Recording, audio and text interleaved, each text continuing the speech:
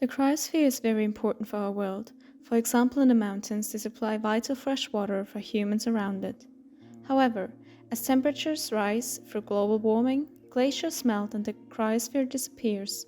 What follows are changes and disruptions in the environment and to the water supply.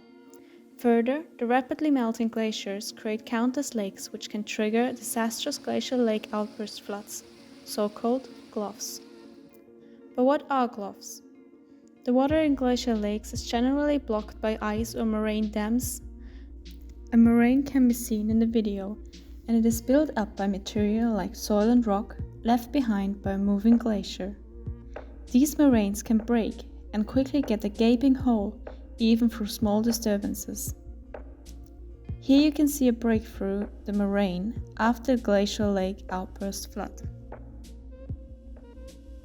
Nonetheless, sometimes through natural hazards like earthquakes, landslides or avalanches, material like stones and ice can fall into the lake and cause a breakthrough of the dam or damage it. What follows is an outburst where the lake drains suddenly. Considering that those events are rapid and hardly predictable, it can lead to complex and possibly catastrophic process changes downstream. The flood carries rocks and ice along with it. As you can see in the video, those large boulders can be deposited in the landscape after a GLOF. In this instance, those rocks were once part of the mountain above the glacial lake before they broke off and possibly triggered a GLOF and came down with it. The Andes in South America are one of the places where GLOFs are particularly common and create risks for its local population.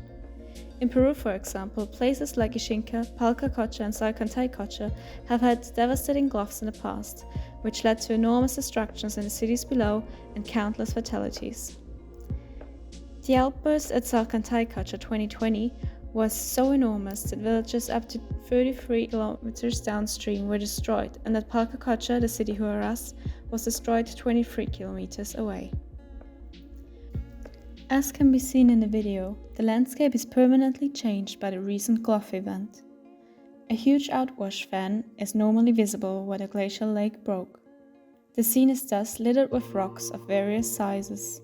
Further away, the GLOF carved a deep chasm into the river course in the valley where it flowed towards communities further down, where it once destroyed 300 houses and affected 290 families.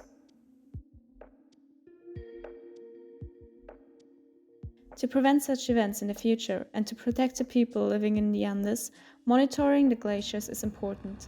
Establishing early warning systems on glacial lakes and scaling up community action and preparedness are essential for the successful adaptation to climate change and risk reduction. Other possibilities to reduce the risk of an outburst are lake drainage with pipes and artificial stone or concrete dams, as can be seen in the video, at the Lake Palcacocha. But often these solutions are not established. Therefore, most lakes in the Andes are neither monitored nor regulated. This is one part due to the lack of financial support, but also because the local people have to worry about their daily necessities and thus have no capacities to worry about events like GLOFs that only happen every few decades. Additionally, often local inhabitants rather believe that natural hazards are caused supernaturally and thus don't believe in mitigation measures and prefer to pray to gods, like Pachamama, as many still carry traditional belief systems.